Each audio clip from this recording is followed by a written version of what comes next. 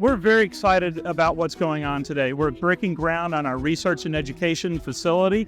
It is something that is new to this area, new to Southwest Florida, something that we really think will reshape what's going on in this community and all throughout the Suncoast.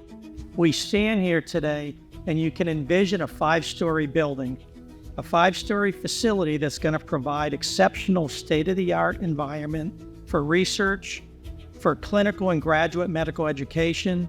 It's going to include a medical library, a simulation center for hands-on clinical experience for training in a safe environment. Today is the beginning of a new chapter that will further facilitate the education and interprofessional collaboration of healthcare professionals now and for years to come. By building these walls, we are enhancing communication, innovation, teamwork, whether it's research, education, leadership.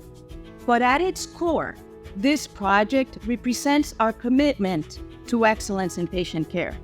At the end of the day, we're going to bring in new technologies, new treatments, and our citizens will be the first to be able to benefit from that. This is a great time to be at Sarasota Memorial. It's going to even be more unbelievable 10 years from now, 20 years from now.